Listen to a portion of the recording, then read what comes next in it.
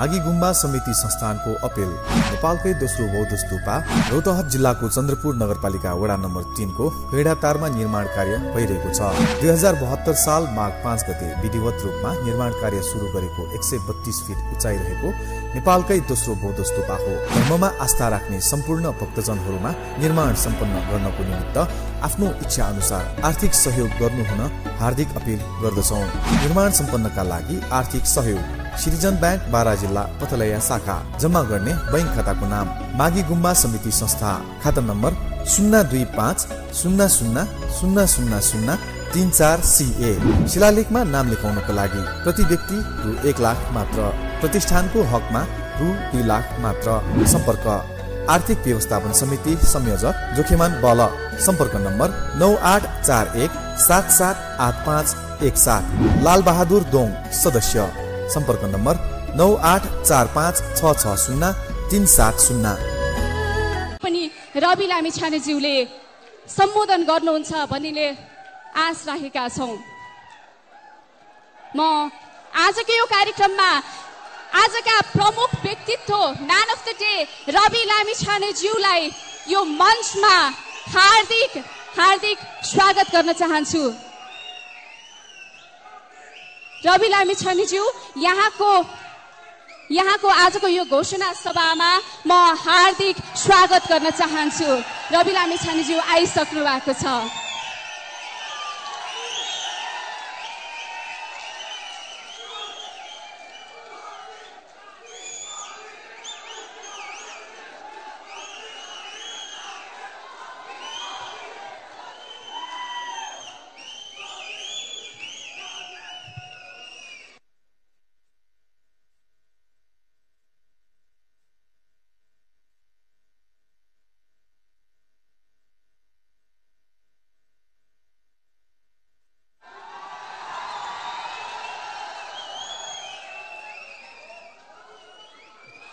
Okay, Rabi लामिछानेज्यू, हामीले प्रतीक्षा गरेको व्यक्ति आइसक्नु भएको छ।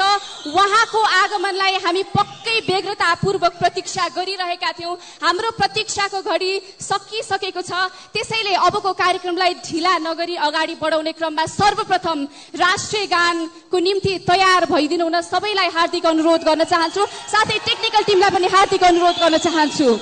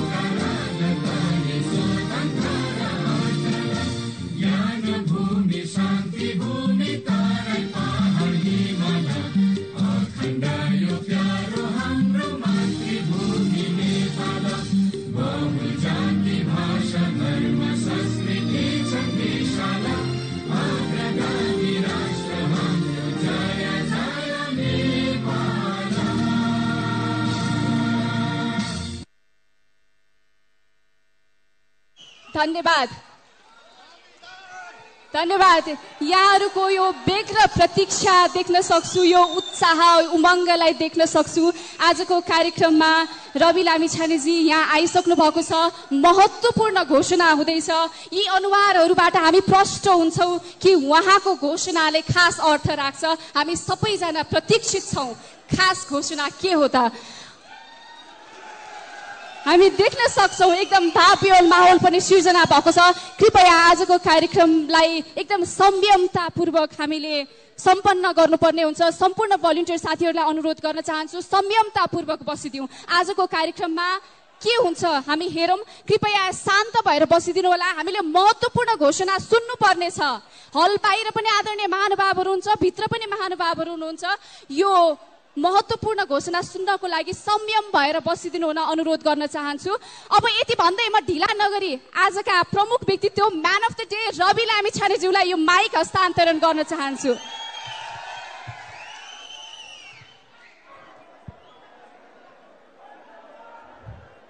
सबैभन्दा पहिला तपाईँ हामीलाई आजको यो दिन देखाइदिनु हुने विभिन्न कालखण्डको परिवर्तनमा आफ्नो ज्यान आहुति दिएर हाम्रो स्वतन्त्रतालाई प्रत्याभूत गरिदिनु हुने र हामीलाई लोकतन्त्रको यो सुविधाजनक समयसम्म ल्याइपुर्याउनु हुने विभिन्न कालखण्डका सम्पूर्ण ज्ञात अज्ञात शहीदहरूप्रति हार्दिक श्रद्धाञ्जली अर्पण गर्दछु।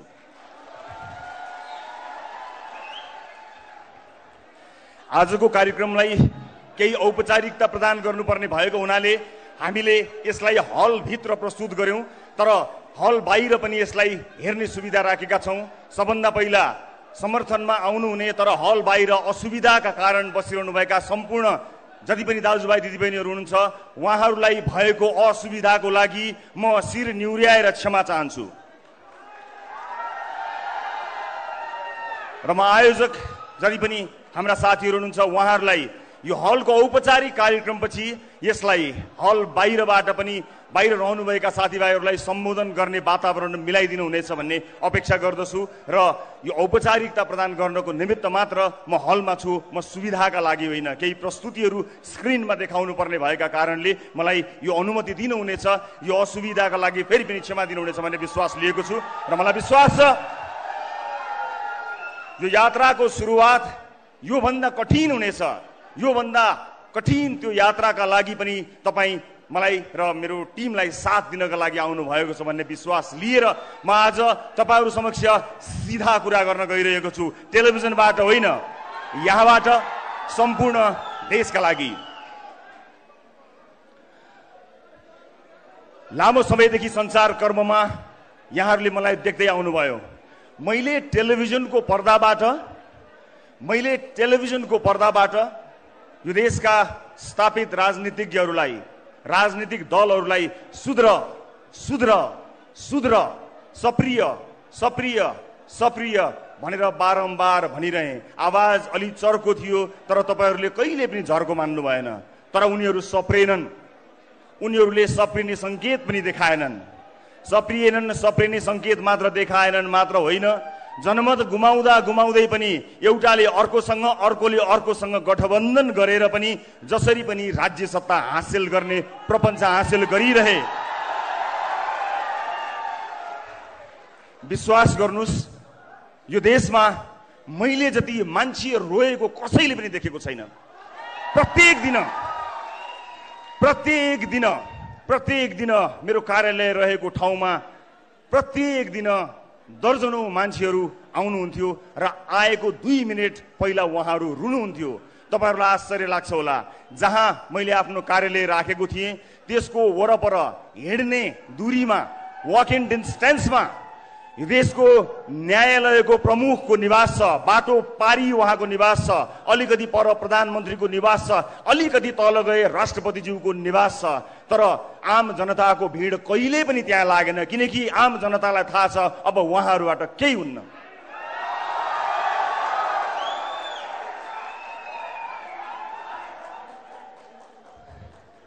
आज आम मान्छेका मुद्दाहरू एकातिर छन्, राजनीतिक दलको मुद्दा अर्कोतिर छ।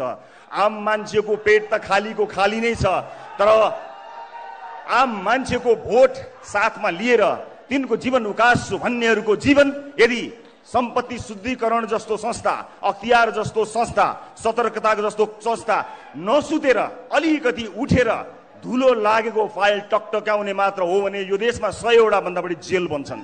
तर मलाई थाहा छ त्यो जाँगर कसैसँग छैन, किनकि त्यो जाँगर लाग्ला कि भनेर कोटाबाट न्यायालयसम्म आफ्ना मान्छेहरू पठाइएको छ। पक्कै थाहा छ कि सत्तामा पुगेर गडबड गर्नु नै छ। आफूलाई बचाउने मान्छेहरू पहिल्यै तैनात राखेर सत्ता आरोहण गर्ने मानिसहरूबाट वाक्क भएर म टेलिभिजनबाट राजनीतिको मैदानमा आएको छु। मलाई यहाँ कति हिलो छ, कति धुलो छ, कति मैलो छ मलाई थाहा छ र राजनीतिको यो यात्रामा यो हिलो सफा गर्नको निमित्त मैले त्यहाँ डुबुल्की मार्नु पर्ने छ र कुनै समय केही क्षणको लागि त्यो हिलो लागेको फोहोरी र म सफा गर्न गएको मान्छे उस्तै देखिन सक्छु। तर तपाईँ नझुकिनु होला। म सफा गर्न गएको कारणले लागेको हिलो र त्यो गनाएको हिलोलाई एउटै नदेख्नु होला। म केही समय तपाईहरुसँग माग्ने अनुमति चाहन्छु। दर्शक महानुभावहरू, नेपाली राजनीतिमा पुगेर नेपालको राजनीतिमा गएर म ठूला कुरा केही गर्छु भनेर तपाईहरुलाई बाचा गर्दिन। ठूला कुरा गर्नको लागि मैले राजनीतिको बाटो सोचेको होइन। मलाई थाहा छ आम मान्छेका साना साना समस्याहरू सबैभन्दा महत्त्वपूर्ण भएर बसेका छन्। आज एउटा मान्छे अस्पताल पुगेपछि अस्पतालको काउन्टरमा पुगेर के बिरामी भएको हो नाम लेखेर भित्र गएर जचाएर भर्ना हुनुपर्ने भए भर्ना हुने, भर्ना नहुनुपर्ने भए डिस्चार्ज हुने, औषधि लिएर जानुपर्ने हो। तर संरचना यस्तो बनाएका छौं अस्पताल पुगेर पनि कुनै एउटा नेतालाई या कुनै आवाज भएको ठुलो ठालुलाई पहुँच भएको मान्छेलाई फोन गरेर भन्नुपर्छ अस्पताल जस्तो ठाउँमा पनि सोर्स फोर्स लाग्ने कस्तो मक्किएको संरचना बनायौं हामीले। तर अब के अझै सहेर बस्ने हो? अब यो आवाजलाई भ्रष्टाचारी मुर्दाबाद भन्ने तपाईको आवाजलाई यो आवाजलाई आवाज मात्र होइन, यो आवाजलाई आवाज मात्र होइन, त्यो धुलोले छोपिएका सम्पूर्ण फाइलहरू टकटक्याएर सार्वजनिक जीवन बाँचेका हरेक मान्छेलाई छानबिनको दायरामा ल्याउन सकिएन भने हाम्रो जुनी र हाम्रो राजनीतिक यात्रा धिक्कार हुनेछ। र म तपाईलाई यो वाचा गर्दछु, तपाईले मैले भन्दा पनि चर्को आवाजमा युगौंदेखि भाषणहरू सुन्दै आउनु भएको छ। आज यो दिन मलाई बोल्ने दिनु होला, तर म जब चुनावमा जानेछु म तपाईलाई यो देशको नक्सा देखाउँछु र म भन्छु मैले देखेको देश यो हो मेरो सपनाको देश। म तपाईलाई नक्सा नदेखाइकन गए भने मलाई रिजेक्ट गर्नु होला, नदिनु होला भोट। फेसबुकको लाइकलाई भोटमा कन्भर्ट गर्नको निमित्त तपाईलाई विश्वास दिलाउनु पर्छ। मैले टेलिभिजनको पर्दामा बोल्दाखेरि सामान्य कुरा थियो, प्रश्न सोध्ने सजिलो काम छोडेर जवाफ दिने गाह्रो कामको लागि आएको छु। मलाई विश्वास छ त्यो काम जसरी प्रश्न सोध्ने सजिलो काम थियो त्यो भन्दा सजिलोसँग म सम्पन्न गर्नेछु। त्यो विश्वास, त्यो आँट, त्यो अठोट सहित म यहाँहरू समक्ष आएको छु। राज्यका निकायहरू निकममा भइरहँदा पनि टेलिभिजनमा बसेर चिच्याउँदा मेरो घोक्रो सुकिसकेको थियो, तर म हारेको थिइनँ। मलाई थाहा छ लामो समयदेखि धेरै शुभचिन्तकहरूले राजनीतिको यात्रातर्फ लाग्नको निमित्त मलाई प्रेरणा दिइरहनु भएको थियो। तर खबरदारी गर्ने एउटा ठाउँमा पुगेर खबरदारी गर्दा सुनाउन सकिन्छ होला भन्ने मैले विश्वास लिएको थिएँ। तर त्यो विश्वास मरेको त छैन, तर धेरै सञ्चारकर्मी साथीहरू हुनुहुन्छ जसले त्यो विश्वासलाई दिगो बनाइरहनु भएको छ। हामीले जहिले पनि बेकारमा सरकारी अड्डाहरूमा झन्झट भोग्नुपर्ने अवस्था आएको छ। यहाँ ठुला ठुला आयोजना, ठुला योजना र ठुला सपनाको कुरा छोड्दिउँ हजुर। बिचौलिया रहित सरकारी अड्डा र ढिला सुस्ती नभइकन काम गरेर कसैलाई नचिनिकन जान पाए पनि आम मान्छेको जीवन सही हुन्थ्यो। यी सामान्य मुद्दाहरूमा कसैको ध्यान गएन। म यहाँ व्यवस्था परिवर्तन गर्न आएको होइन। मलाई कुनै पनि व्यवस्थाले यदि कसैसँग हिम्मत, साहस, आँट र भिजन छ भने नागरिकलाई सुख दिन सक्छ भन्ने कुरामा पूर्ण विश्वास छ। मलाई कुनै व्यवस्था बदल्नु छैन, मलाई तपाईहरुको अवस्था बदल्नु छ, आम मान्छेको अवस्था बदल्नु छ। राजनीतिलाई मागी खाने भाँडो बनाएको यो विषयले असह्य भएर म राजनीतिमा प्रवेश गर्न आएको हुँ। र यहाँहरूलाई म बताउँछु, जहाँ 825 सांसद छन्, 1200 आसपासका मात्र डाक्टरको दरबन्दी भएको ठाउँमा आम मान्छेले स्वास्थ्य शिक्षा कसरी पाउने? हेलिकप्टर लिएर कोही नेता आफ्नो चुनाव प्रचारमा जान्छ, मलाई आपत्ति छैन, तर हेलिकप्टरले पुस्तक पनि पठाइदिनु पर्यो, हेलिकप्टरले औषधि पनि पुर्याइदिनु पर्यो। आजको युगमा हेलिकप्टर चढ्नु भनेको 2-4 लाखको कुरा हो, त्यसमा मेरो कुनै पनि भिमती छैन। तर औषधि पनि त्यसै गरी पुग्नु पर्यो र मान्छेले उपचार पनि त्यसरी पाउनु पर्यो र विद्यार्थीहरूको लागि पुस्तक पनि त्यसै गरी पुग्नु पर्यो। र हामीले कुन अवधारणाका साथ राजनीतिमा पाइला चालेका छौं भन्ने विषयमा म तपाईलाई क्रमबद्ध रूपमा जानकारी गर्न गइरहेको छु। विशेष गरेर आम मान्छेका मुद्दाहरूले नै मलाई यसतर्फ आउन प्रेरित गर्यो। वैदेशिक रोजगारमा आफ्नो परिवार छोडेर, कलकलाउँदा केटाकेटी छोडेर, भगवान जस्ता बाआमालाई छोडेर माला र टीका लगाएर एयरपोर्टबाट परदेशी भूमिमा जाँदा एयरपोर्टबाटै ठगिएको नेपालीको समस्या मेरो समस्या हो। म ठूलो काम केही गर्न सक्दिनँ होला, तर घरदेश छोडेर परदेशमा आफ्नो परिवार पाल्न मात्रै गएको त्यो नेपालीको समस्या सुन्ने अत्यन्त चुस्त संयन्त्र बनाउने कुरा त म आज यहीबाट घोषणा गर्न चाहन्छु। यसलाई मेरो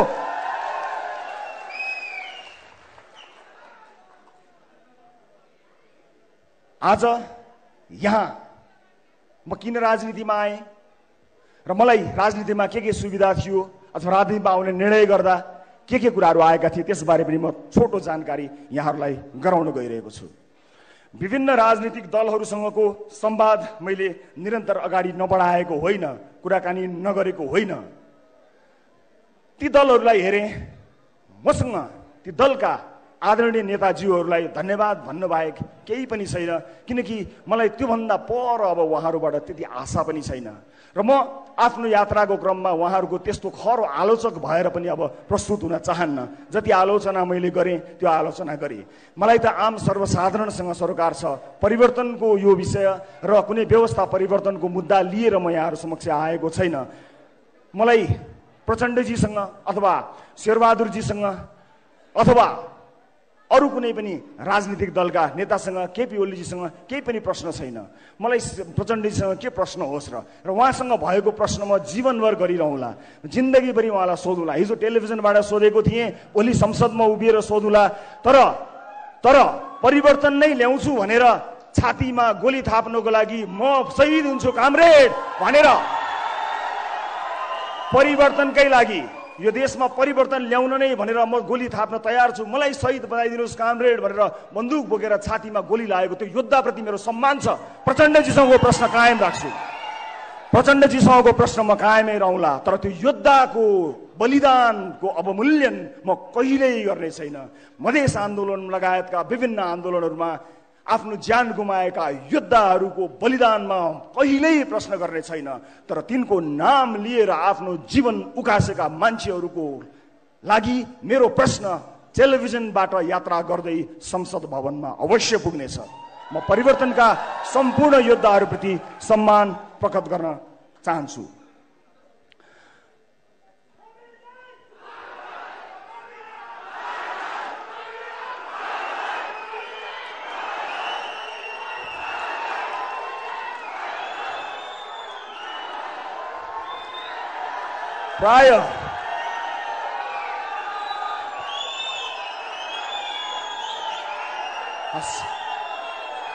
प्राय सबै सुनिदिनु न, धन्यवाद, थ्याङ्क यू सो मच।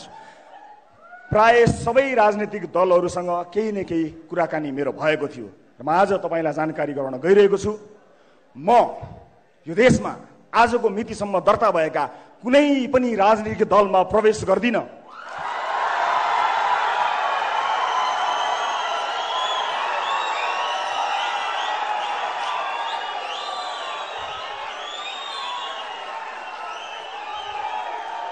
यो देशमा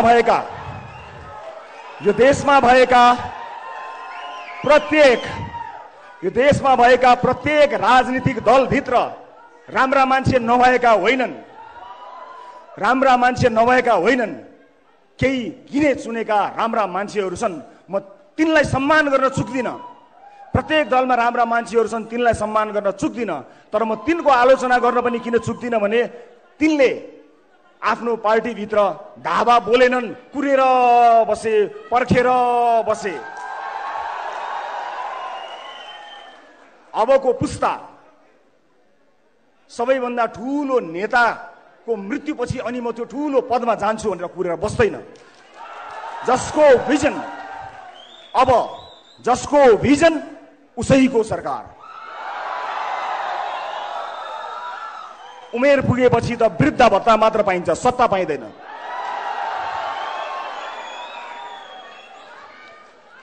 अब म के गर्छु त यहाँहरूलाई म जानकारी गराउँछु। के म स्वतन्त्र उम्मेदवारको रूपमा उठ्नको लागि यहाँ आएको छु?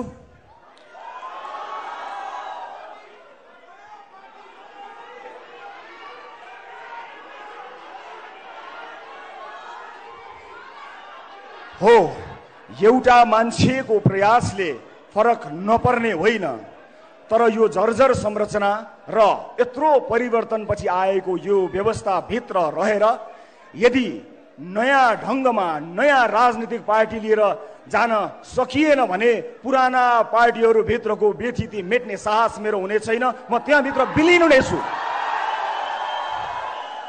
म त्यो दलभित्र विलिन हुन चाहन्न। म आम नागरिकलाई चाहिएको जस्तो दल बनाएर नयाँ दल निर्माण गरेर क्षमतावान मान्छेहरूको साथ लिएर यो देशलाई नयाँ मेन्डेट दिन तयार भएर आएको छु। मलाई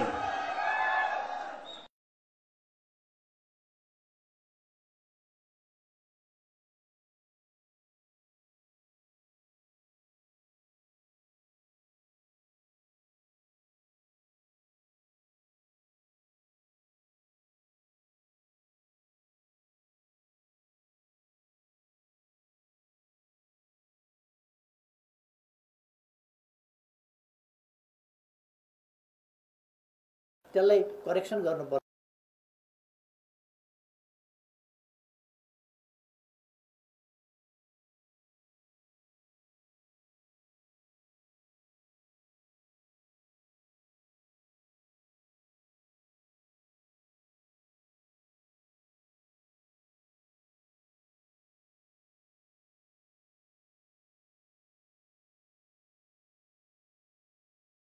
असम्भव छैन, सजिलो काम हुन्छ भनेर म आएको पनि होइन। धेरैले तर्साएका छन् मलाई, कहाँ नयाँ दल बनाउने, कहाँ नयाँ गर्ने, जिल्लाभरि मान्छे राख, वडाभरि मान्छे राख, त्यहाँ मान्छे राख, वहाँ मान्छे राख, मान्छे पाइँदैन। यो के हो? यो मान्छे होइन। देशभरि विदेशमा बसिरहेको मान्छे मान्छे होइन। के ती मान्छेहरूमा यो देश बदल्ने ताकत छैन? छ। म एउटा प्रतिनिधि पात्र मात्र हुँ। मलाई थाहा छैन मसँग कति क्षमता छ र हरेक मान्छे सीमित क्षमता भित्र हटाउँछ। हरेक मान्छेलाई आफ्नो सीमारेखा थाहा हुन्छ। मलाई पनि मेरो सीमारेखा थाहा छ। मलाई असीमित क्षमता दिएर कसैले पठाएको पनि छैन। मलाई थाहा छैन भने मलाई थाहा छ कि कसलाई थाहा छ, म त्यसलाई खोज्छु जसलाई थाहा छ। म तपाईको भिडमा गएर त्यसलाई खोजेर ल्याउने प्रयत्न गरिरहेको छु र आज सगर्व पूर्ण विश्वासका साथ यहाँहरूमाझ म उभिएको छु कि अब हामी के गर्न सक्छौं र के गर्न गइरहेका छौं म यहाँहरू समक्ष प्रस्तुत गर्न गइरहेको छु। समय आएको छ।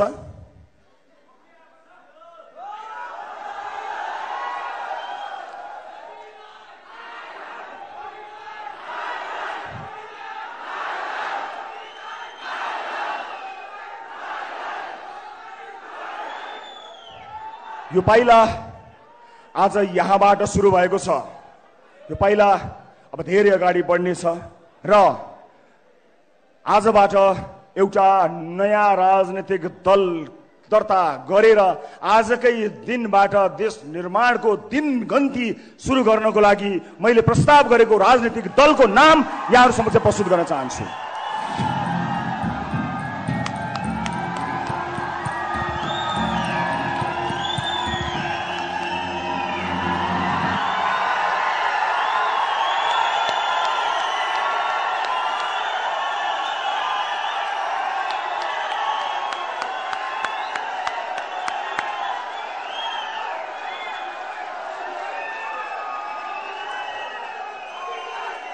राष्ट्रिय स्वतन्त्र पार्टी, राष्ट्रिय स्वतन्त्र पार्टी, राष्ट्रिय स्वतन्त्र पार्टी आजबाट नेपाली राजनीतिमा आफ्नो पहिलो पाइला सारेर यो धरतीमा पदार्पण गरेको राष्ट्रिय स्वतन्त्र पार्टीलाई जोरदार तालीले स्वागत गरिदिनु होला।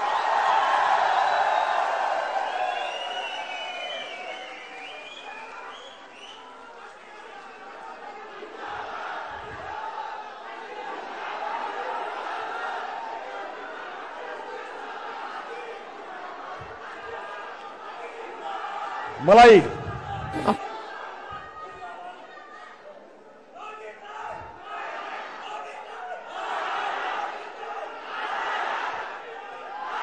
अब यो देशमा पार्टीहरूको कमी भएको होइन। हामी कसरी फरक छौं राष्ट्रिय स्वतन्त्र पार्टी कसरी फरक छ त्यो बारे बताउँछु। तर त्यो भन्दा पहिला म स्वतन्त्र रूपमा उम्मेदवारी दिन चाहनुहुने क्षमतावान साथीहरूलाई यदि तपाईसँग क्षमता छ भने सबैभन्दा माथिल्लो तहसम्म पुग्ने गरी यो पार्टीमा सहभागी हुन स्वागत गर्न चाहन्छु। आज सुरुवात कसैले गरे होला, मैले यसको नेतृत्व लिएको हुँ, तर क्षमता नभएको दिन यो पार्टीमा बसेछु भने जहाँ देख्यो त्यही ढुङ्गाले हान्नु होला। क्षमतावान मान्छेहरूका लागि बनेको यो प्लेटफर्म कोही नभए पनि नमरोस्, म आज पहिलो दिनमा तपाईहरू समक्ष यो देश, यो धरती माता, आफ्ना स्वर्गीय मातापिता, आम नेपाली दाजुभाइ दिदीबहिनीहरू, शहीदहरू सबैलाई सम्झेर कसम खान्छु, क्षमता नभई पार्टीमा र्याल चुगान चियाउँदै टाँसिएर बस्ने छैन।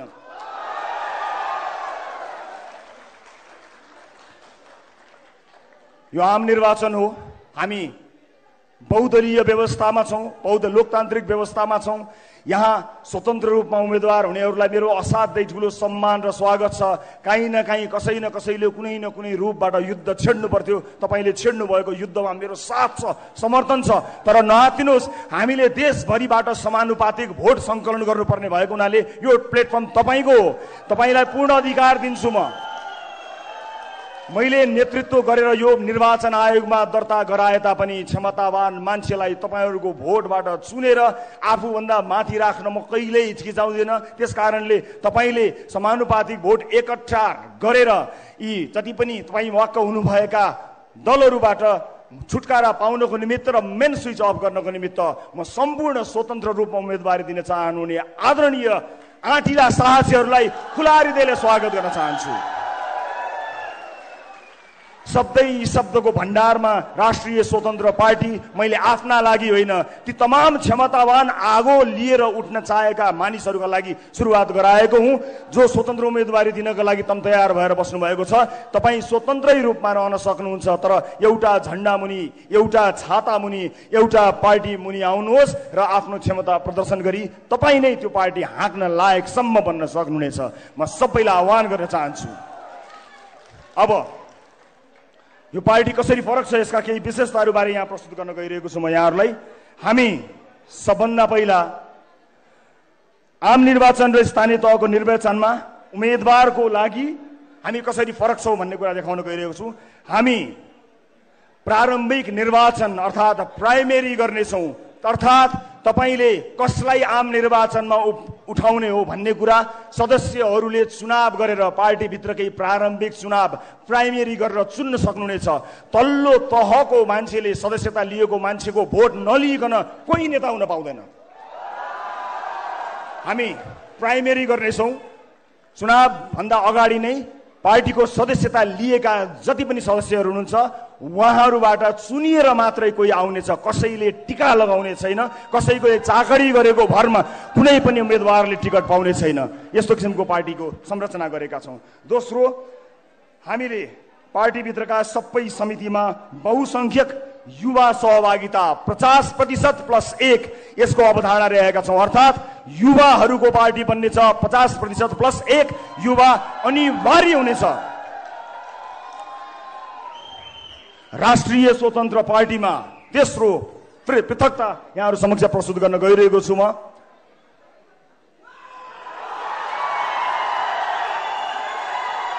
प्रत्यक्ष निर्वाचित प्रधानमन्त्री र मुख्यमन्त्री। यदि मैले प्रधानमन्त्री हुन चाहेको हो भने पार्टी भित्रको चुनावमा साधारण सदस्य पनि उठ्न सक्ने र सभापति पनि उठ्न सक्ने गरी उठ्नुपर्नेछ र साधारण सदस्यहरूले जिताउँदा मात्रै ती सदस्यहरूले कसैलाई जितायो प्रत्यक्ष निर्वाचित गरेर पार्टीमा जिताएको मान्छे मात्र प्रधानमन्त्रीको उम्मेदवारको रूपमा जानेछ र आफ्नो दलभित्र प्राइमेरीमा प्रधानमन्त्रीको उम्मेदवारी दिएर जो जसले पनि दिन पाउनेछ जितेर जाने मान्छेले चाहिँ आम निर्वाचनमा आफ्नो मन्त्रीमण्डलले घोषणा गरेर चुनावमा जान पाउनेछ। आफ्नो मन्त्री छान्ने क्षमता, आफ्ना मन्त्रीहरू छान्ने क्षमता प्रधानमन्त्री पार्टीभित्र प्रधानमन्त्री चुनिएर आएको व्यक्तिले पाउनेछ। मेरो मन्त्रीमण्डलमा को हुनेछन् भनेर चुन्ने सुविधा प्रधानमन्त्री, पार्टीभित्र प्रधानमन्त्रीको उम्मेदवार चुनिएका व्यक्तिले पाउनेछन् र प्रदेशका मुख्यमन्त्रीलाई पनि त्यही लागू हुनेछ। Right to recall and right to reject. मैले चुनेर, तपाईले चुनेर पठाएको मान्छेले राम्रो काम गरेन भने साधारण सदस्यहरूको भोटबाट फिर्ता होइन, कथालो समातेर फिर्ता ल्याउने व्यवस्था हामीले गरेका छौं र रिजेक्ट गर्न पाइने राइट टु रिजेक्टको व्यवस्था पनि हामीले यस पार्टीभित्र गरेका छौं। र म अर्को पनि जानकारी गराउँछु यहाँलाई। म 7 वटा विशेषता प्रस्तुत गर्छु। डिजिटल डेमोक्रेसीको अभ्यास हामी अब यस पार्टीमा गर्नेछौँ। अर्थात् तपाईले डिजिटल्ली आजैबाट सदस्यता सुरु हुनेछ। तपाई त्यसको सदस्य भइसक्नु भएपछि तपाईले भोट हाल्ने, आफ्नो क्षेत्रमा भोट हाल्ने अधिकार पाउनुहुनेछ र महत्त्वपूर्ण मुद्दाहरूमा भोट हाल्ने मात्र होइन, त्यहीबाट डिजिटल्ली तपाईले भोट हाल्नुहुनेछ। महिनौं लाएर घुर्दै मतपत्र ल्याउँदै राख्दै गन्दै गर्ने त्यस्तो युगबाट मुक्त गर्न पहिला आफ्नो पार्टीभित्र पछि देशैभरि प्रयास गर्नेछौँ। परिवारवादलाई पूर्ण रूपमा निषेध।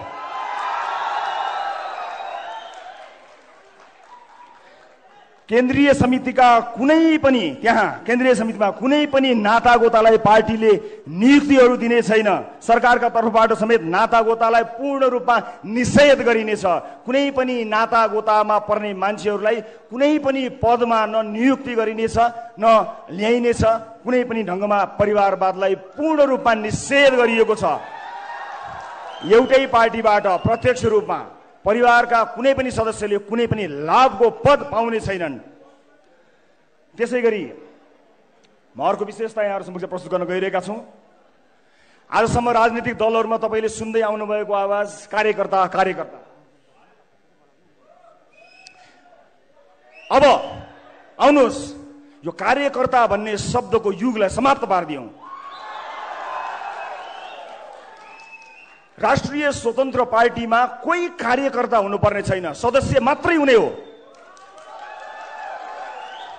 कुनै भातृ संगठन छैन, हुँदैन, हुनु हुँदैन।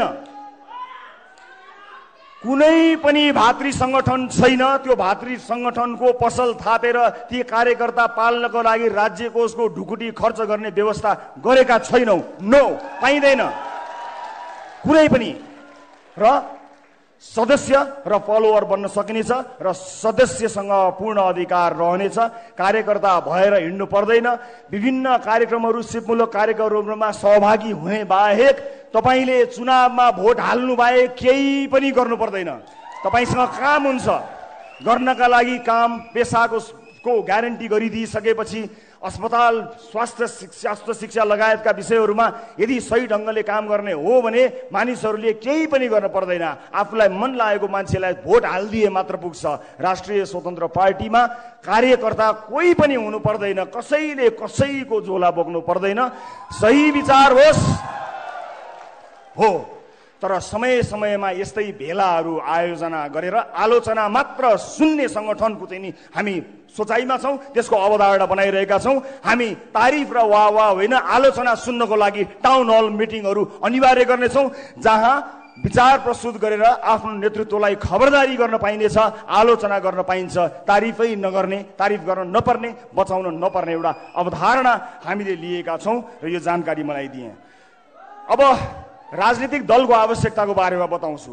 दर्शक महानुभावहरू, आदरणीय दाजुभाइ तथा दिदीबहिनीहरू, यहाँहरूलाई म यही जानकारी गराउन चाहन्छु कि राजनीतिक दल भनेको पुल हुनुपर्ने हो। यस्तो पुल, त्यो पुल फराकिलो भयो भने धेरै छिटो विकासवारीबाट पारी जान्छ।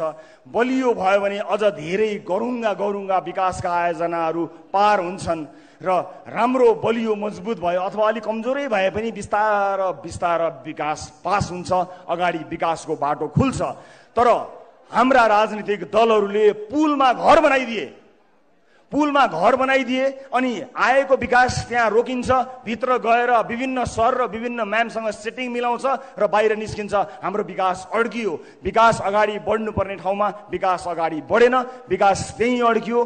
पुलमा घर बनाइयो। त्यसकारणले राष्ट्रिय स्वतन्त्र पार्टीको जन्म हामीले गराउन अथवा यसलाई सुरुवात गर्न हामी बाध्य भएका छौँ। यसका केही विशेषताहरूबारे मैले यहाँहरूलाई जानकारी गराएँ र हाम्रो पार्टी सञ्चालन गर्नको निमित्त हामी कुनै पनि ठुला उद्योगी व्यापारीहरूबाट चन्दा कहिल्यै पनि लिँदैनौँ। आज यो देशका उद्योगी व्यापारीहरूले स्वतन्त्र रूपमा नियम कानुनलाई मानेर राम्रा कानुनहरूको निर्माण गराएर काम गर्न पाएको भए यो देशको इकोनोमी धेरै माथि जान्थ्यो। तर आज उहाँहरू आफ्नो फ्याक्ट्रीमा भन्दा पनि बढी नेताहरूको चाकरीमा लाग्नुपर्ने बाध्यता आइरहेको छ। हाम्रो पार्टी आम सर्वसाधारणको सहयोग र चन्दाबाट चल्ला। कुनै पनि ठुलो व्यापारी घरानाबाट कहिल्यै पनि एक पैसा पनि हामी चन्दा लिने छैनौँ। हामीलाई दिनु पर्दैन। यो चन्दाको गन्दा धन्दा कहिल्यै पनि हामी कहाँ हुने छैन। त्यसकारणले आम सर्वसाधारण जसले सहयोग गर्न चाहनुहुन्छ, सर्वसाधारण मानिसका थोरै सहयोग धेरैजनाबाट सङ्कलन गरेर पार्टी सञ्चालन गर्ने अवधारणा बनाएका छौँ, जसलाई पूर्ण रूपमा पारदर्शी गराएर समय समयमा सम्पूर्ण जानकारी गराउनेछौँ। आजको यो कार्यक्रम पनि हामीले आफ्नै स्रोत जुटाएर जम्मा गरेको पैसा खर्च गरेका हौँ। कुनै व्यापारी घराना, कुनै ठुला उद्योगी व्यापारीबाट पैसा लिएका होइनौँ, कहिल्यै पनि लिँदैनौँ र कसरी खर्च गर्यो भन्ने कुरा समय समयमा औपचारिक रूपमा तपाईँलाई जानकारी गराउनेछौँ। म सम्पूर्ण देश विदेशमा रहनुभएका दाजुभाइ दिदीबहिनी, आम सर्वसाधारण परिवर्तन चाहने दाजुभाइ दिदीबहिनीहरूलाई सकेको सहयोग हामीलाई गर्नको निमित्त विनम्रतापूर्वक अनुरोध गर्न चाहन्छु। तर कुनै पनि ठुला व्यापारी व्यवसायीहरूलाई अब हामीलाई कहिले पनि चन्दा दिनु पर्दैन। निर्धक्क भई आफ्नो व्यापार विस्तारमा लाग्नु हो र यो देशको व्यापार व्यवसाय, यो देशको उद्योग कल कारखाना धन्दा सञ्चालन गर्नको निमित्त हाम्रो तर्फबाट तपाईँलाई गर्नुपर्ने साथ सहयोग रहिरहन्छ। त्यसका लागि तपाईँले हाम्रो ढोका कहिल्यै पनि चाहर्नु पर्ने छैन। त्यो दिन र त्यो युगलाई अन्त्य गर्नको निमित्त हामी यहाँहरू समक्ष आएका छौँ। र कुनै पनि व्यक्तिले कुनै पनि निर्वाचन क्षेत्रमा उम्मेदवारी दिन चाहँदा के गर्ने भन्ने बारेमा सानो जानकारी गराउन चाहन्छु। कसैले म यसो गर्छु र उसो गर्छु भनेर पार्टीको टिकट पाउने व्यवस्थालाई हामी अन्त्य गर्नेछौँ। देखाउनु पर्नेछ, जसरी घर भन्दा नक्सा देखाउनु पर्छ र थाहा हुन्छ घर कस्तो बन्छ, कि देश कस्तो बन्छ भन्ने कुराको चाहिँ नक्सा हामीलाई चाहिँदैन, चाहिन्छ।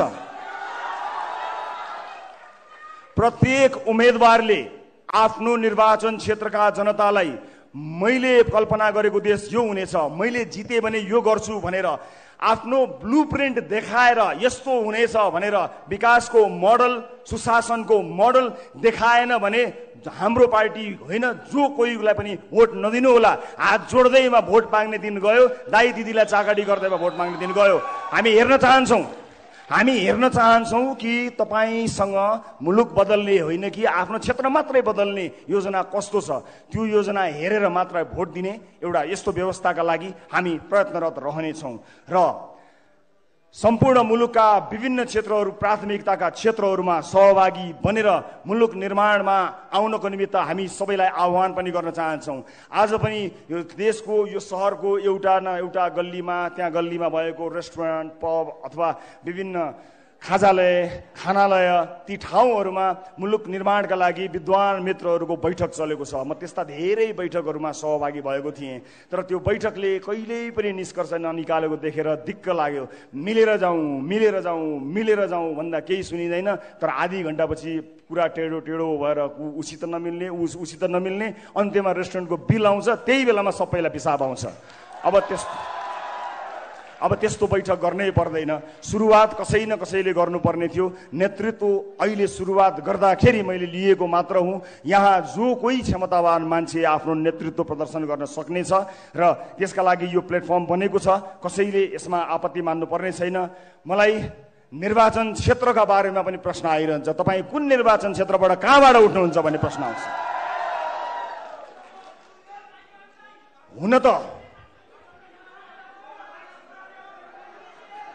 हुन त मलाई झापा, डडेलधुरा, चितवनबाट चुनाव लड्न मन छ।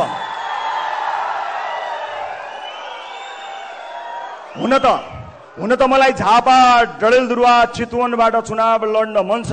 म झापा, डडेलधुरा, चितवनमा चुनाव लड्न डराएको होइन, तर सरकारमा को छन् र तिनले कस्तो चुनाव गरेको छन् त्यो इतिहाससँग सचेत चाहिन्छु म।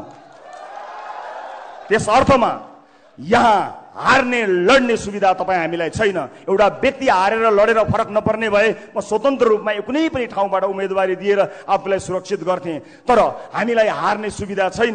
राजनीति जसरी नै गर्नुपर्ने हुन्छ, राजनीति पत्रकारिता जस्तो नहुने रहेछ, राजनीति समाजसेवा जस्तो नहुने रहेछ। यो राजनीतिलाई यति धेरै राजनीति गरेर गिज्योलियो कि हामी जस्ता मान्छे, तपाईँ हामी जस्ता सर्वसाधारणको त यो पहुँचको विषय नै होइन भनेर यसलाई अचम्मको बनाइयो। त्यसो होइन, राजनीति इमान भएको हर कोहीले गर्न सक्दछ। त्यसकारणले हामी आवेशमा आएर होइन, भावनामा बगेर होइन, सुझबुझका साथ जहाँबाट तपाईँहरूको प्रतिक्रिया प्राप्त हुन्छ, जहाँ अधिकांश दर्शकहरूले मलाई मात्र होइन अब बिस्तारै यहाँ जोडिएर आउने उम्मेदवारहरूलाई रुचाउनुहुन्छ, त्यहाँ उम्मेदवारी दिन्छौँ। र एकपटक यसपालि हामी त्यो मेन स्विच अफ गर्नको लागि एउटा तारको जिम्मा म लिन्छु। देशैभरिबाट एकजनालाई संसद छिर्न म रोक्छु। अब एकजनालाई संसद छिर्नबाट म रोक्छु, त्यसै गरी अर्कोलाई रोक्न तपाईँ देशैभरिबाट आउनुहोला, रोकौँ। बेथितिको यो मेन स्विचलाई अफ गरिदिउँ सदाका लागि। र मलाई विश्वास छ हामी त्यसका लागि तयार पनि भइसकेका छौँ। र मैले आजैबाट आफ्नो काम सुरु गर्ने निधो गरेको छु। थिङ्क ट्याङ्कका लागि विभिन्न क्षेत्रका विज्ञ विद्वानहरूलाई म एउटा इमेल यहाँ छोड्न गइरहेको छु। सम्पर्क गरेर आजैबाट थिङ्क ट्याङ्कका रूपमा काम गर्नको निमित्त आह्वान गर्न चाहन्छु। र भोलि बिहानैबाट यो देशको नक्सा कोर्न चुनावभन्दा अगाडि कस्तो बनाउने होला भनेर प्रतिबद्धता सहित आउनेछु। मैले कल्पना गरेको देश यस्तो हो भनेर तपाईँलाई देखाएर मात्र तपाईँको भोट लिनेछु, झुक्क्याएर भोट लिन्न। त्यसका लागि म देश मात्र होइन संसारभरि रहेका आदरणीय जति पनि विद्वान विज्ञ साथीभाइहरूलाई आह्वान गर्न चाहन्छु। हामीले विगत 2 वर्षदेखि राष्ट्रिय अन्तर्राष्ट्रिय विज्ञहरूबाट विभिन्न आधारभूत क्षेत्रहरूमा के गर्न सकिन्छ भनेर आइडियाको आह्वान गरेका थियौँ र हामीले एउटा खाका, एउटा सामान्य ब्लुप्रिन्ट तयार गरेका छौँ। हामीले तयार पारेको कुरा अब हामी जाँच गराउन चाहन्छौँ। त्यसका लागि म RSP thinktanknepal@yahoo.com मा संसारभरि छरेर बसिरहेका नेपालीहरूलाई आह्वान गर्न चाहन्छु। राष्ट्र निर्माणमा जोडिएर हामीलाई सघाउन आउनुहोला। तपाईँको आइडियाको खाँचो हामीलाई छ, हामीले बनाएको खाका ठिक छ कि छैन तपाईँले चेक गर्नुहोला। विगत 2 वर्षदेखि हामीले विभिन्न आधारभूत क्षेत्रहरूको अध्ययन गरेका छौँ। हामीलाई RSP thinktanknepal@gmail.com मा इमेल गरेर सहयोग गरिदिनु होला। र तपाईँबाट सुरु भएको यो यात्रामा तपाईँलाई आह्वान गरेर हामी अगाडि बढ्छौँ र निर्वाचनभन्दा अगाडि हामीले गर्न सक्ने प्रतिबद्धताहरूबारे तपाईँलाई जानकारी हामी गराएर मात्रै तपाईँको सामुन्ने हामी आउनेछौँ। र यो काम म आजैबाट सुरुवात गर्नेछु। अब हामीले धेरै भाषणहरू सुनेका छौँ। चुनावी मैदानमा मैले पनि सायद त्यस्तै अलि मिठो होला अलि तितो होला भाषणहरू गर्नुपर्ने हुन्छ, तर अन्त्यमा भाषणको पछाडि कहिले पनि नलाग्नु होला, योजनाका पछाडि लाग्नु होला। अब आगामी दिनहरूमा हामी कसरी यसलाई विस्तार गर्दै जानेछौँ भन्ने बारे जानकारी गराउन चाहन्छौँ यहाँहरूलाई। अब गफलाई होइन, अब जान्नेलाई छान्ने, नजान्नेलाई नछान्ने, अब जान्नेलाई छान्ने, अब केवल जान्नेलाई छान्ने। सम्पूर्ण जान्नेहरूलाई, जान्ने चाहनेहरूलाई अथवा गर्न चाहनेहरूलाई को छनौट आजैबाट हामी सुरुवात गर्नेछौँ। म यो यात्रामा सहभागी हुनुहुने र विश्वास गरेर यहाँ आउनुहुने सबैलाई धेरै धेरै धन्यवाद दिन चाहन्छु। यो यात्राको क्रममा यहाँहरूले जुन विश्वास हामीलाई दिनुभएको छ त्यो विश्वास डगमगाएको दिन खबरदारी गर्नुहोला। त्यो विश्वासलाई डगमगाउन हामी दिने छैनौँ। सम्पूर्ण यस अभियानमा मलाई विश्वास गरी सुरुवाती दिनदेखि जोडिनुभएका सबैजना देश विदेशका साथीहरूलाई म हृदयदेखि धन्यवाद दिन चाहन्छु। यो टिममा अहोरात्र खटेर यति छोटो समयमा यहाँहरूमाझ यो घोषणा गर्ने समय मिलाइदिनु हुने सबैलाई म हृदयदेखि धन्यवाद दिन चाहन्छु। परिवार आफन्तजनहरूप्रति म आभारी छु। मैले रोजेको बाटो अत्यन्त कठिन बाटो हो। त्यो बाटोमा घरको साथ मिलेन भने मानिस अधुरो रहन्छ।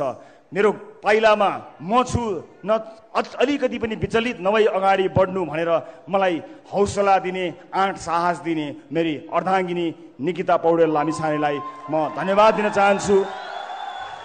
यो यात्राका क्रममा हामीले धेरै हन्डर खानुपर्नेछ।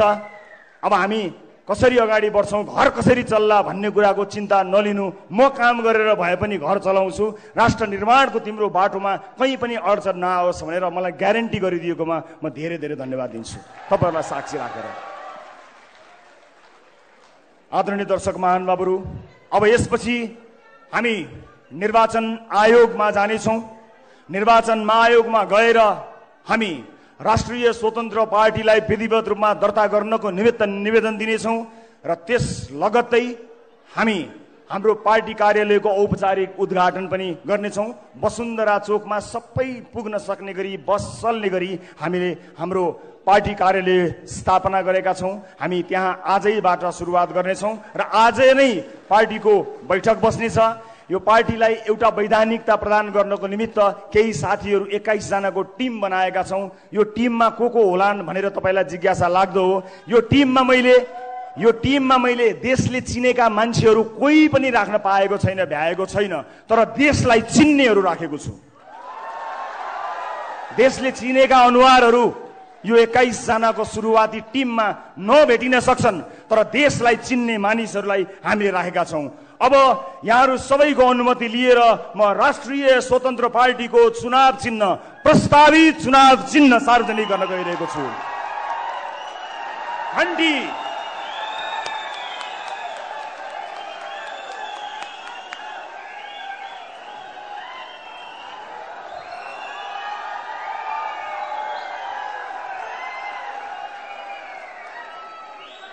अब भ्रष्टहरूको दिमागमा घण्टी बजाउँछौँ।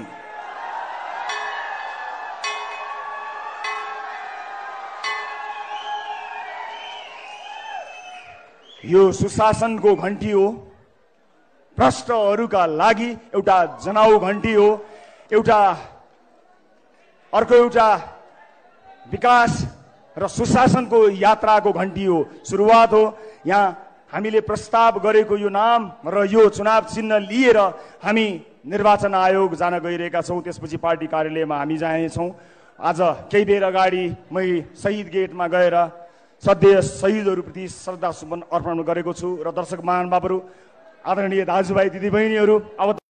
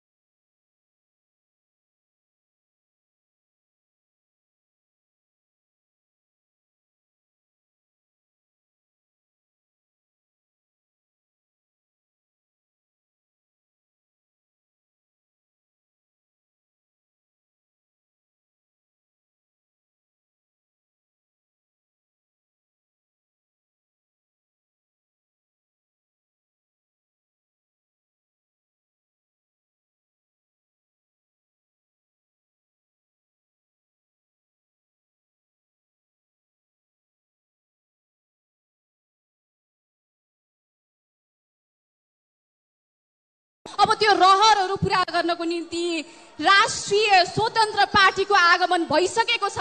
हामी हिँडिरहेका छौँ, तपाईहरू हामीसँग हिँडिरहनु भएको छ। मागी गुम्बा समिति संस्थाको अपील। नेपालकै दोस्रो बौद्ध स्तूपा रौतहट जिल्लाको चन्द्रपुर नगरपालिका वडा नम्बर 3 गैटाटारमा निर्माण भइरहेको छ। 2072 साल माघ 5 गते विधिवत रूपमा निर्माण कार्य सुरु गरिएको 132 फिट उचाइ रहेको नेपालकै दोस्रो बौद्ध स्तूपा आफ्नो इच्छा र गच्छे अनुसार सहयोग गरी निर्माण कार्यलाई पूर्णता दिन धर्ममा आस्था राख्ने सम्पूर्ण आम जनसमुदायमा हार्दिक अपील गर्दछौँ। बौद्ध स्तूपा बनाउन बारा जिल्ला पथलैया शाखामा रहेको मागी गुम्बा समिति संस्थाको नाममा सिटिजन बैंकको खाता नम्बर 025000034 CA सहयोग रकम जम्मा गर्न सक्नुहुनेछ। सहयोग रकम अनलाइन सेवाबाट पनि जम्मा गर्न सकिनेछ। सहयोगी मित्रहरूले शिलालेखमा नाम लेखाउन चाहनुहुन्छ भने प्रति व्यक्ति रु 1,01,000 रुपैयाँ र प्रतिष्ठानको हकमा रु 2,01,000 रुपैयाँ बुझाउनु पर्नेछ। सम्पर्कको लागि आर्थिक व्यवस्थापन समितिका संयोजक जोखेमान बल। सम्पर्क नम्बर 9841778517। लाल बहादुर डोङ सदस्य। सम्पर्क नम्बर 9845660370।